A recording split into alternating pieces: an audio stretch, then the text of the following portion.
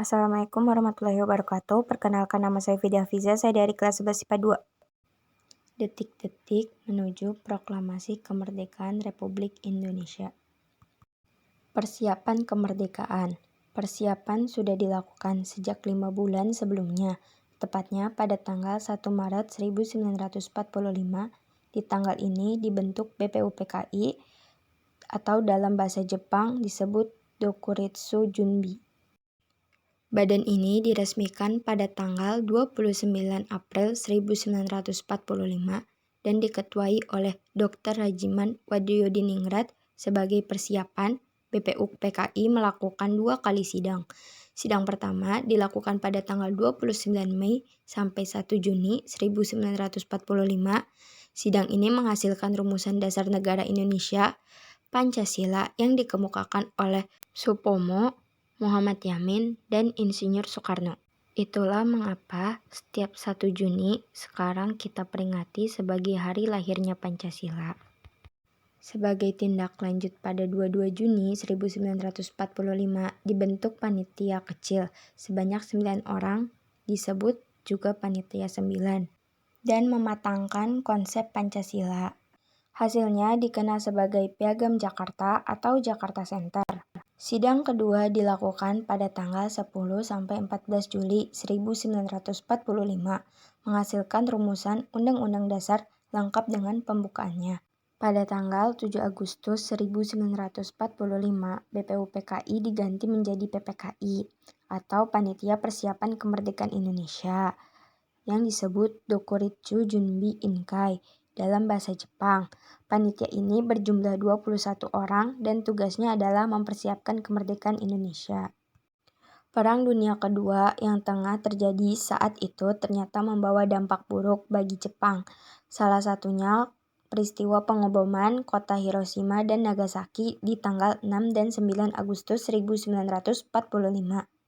Peristiwa tersebut mendorong Jepang untuk menyerah tanpa syarat kepada sekutu pada tanggal 15 Agustus 1945.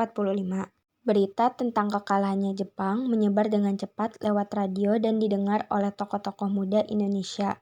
Bersama dengan Mohatta, golongan muda ini mengadakan rapat di Pegangsaan Timur. Rapat dipimpin oleh Chairul Saleh dan menghasilkan keputusan yang menjadikan dasar proklamasi Indonesia. Hasil ini disampaikan kepada Bung Karno oleh Wikana dan Darwis, namun terjadi perbedaan pendapat.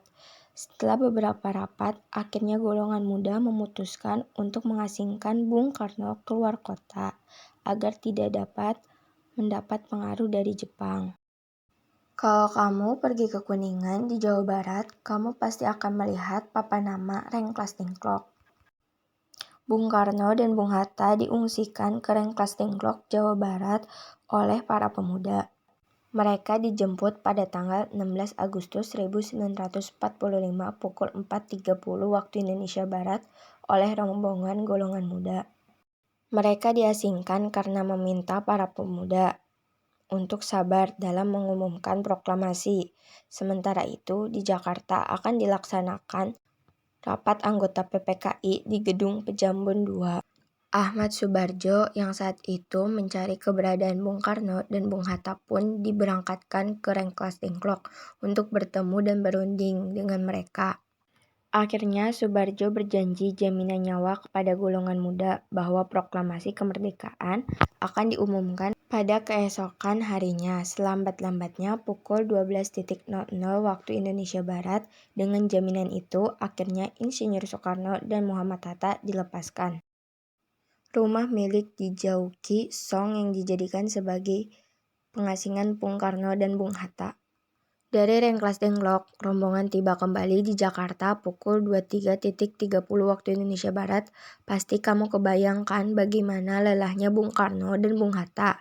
Akhirnya mereka memutuskan untuk istirahat sebentar di rumah masing-masing. Setelah itu, Soekarno dan Hatta pergi ke rumah Laksamana Latasimeida.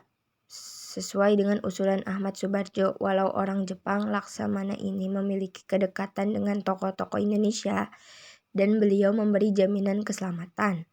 Sebelum merumuskan naskah proklamasi, Soekarno dan Hatta menemui Mayor Jenderal Nashimuro untuk menanyakan sikapnya mengenai proklamasi kemerdekaan. Sayangnya tidak ada kesempatan dalam pertemuan tersebut karena Jepang yang sudah menyerah kepada sekutu hingga mereka tidak dibolehkan untuk mengubah keadaan politik di Indonesia sampai keadaan sekutu. Akhirnya Soekarno dan Hatta memutuskan untuk melanjutkan pembuatan naskah proklamasi. Detik-detik menuju proklamasi kemerdekaan Republik Indonesia semakin dekat. Setelah disepakati, proklamasi akan dibacakan pada pukul 10.00 waktu Indonesia Barat di rumah Insinyur Soekarno. Mohatta berpesan kepada para pemuda yang bekerja di kantor pers BMD untuk memperbanyak naskah teks proklamasi dan menyiarkan ke seluruh dunia. Pagi harinya, rumah Soekarno sudah dipadati oleh banyak orang. Sudancyo Latif Hendradiningrat menugaskan anak buahnya untuk berjaga-jaga di sekitar rumah Insinyur Soekarno.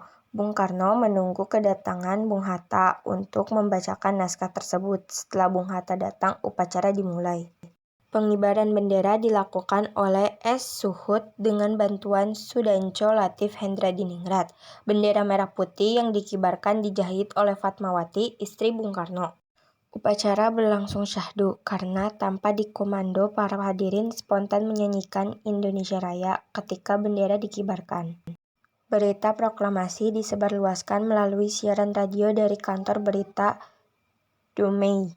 Mendengar berita ini, pihak Jepang melarang penyiaran berita proklamasi itu. Kemudian pada tanggal 20 Agustus 1945, alat pemancar di Domai diputus dan disegel sehingga pegawai dilarang masuk. Tanpa kehilangan akal, para pemuda kemudian membuat alat pemancar baru yang mereka ambil dari alat-alat pemancar dari kantor berita Domai. Alat pemancar ini dibawa ke Menteng dan berita tersebut segera disiarkan ke seluruh Indonesia. Selain dari radio, penyebaran berita proklamasi dilakukan lewat pers dan surat selembaran. Hampir seluruh Jawa pada tanggal 20 Agustus 1945 memuat berita proklamasi dan Undang-Undang Dasar Negara Indonesia. Terima kasih. Wassalamualaikum warahmatullahi wabarakatuh.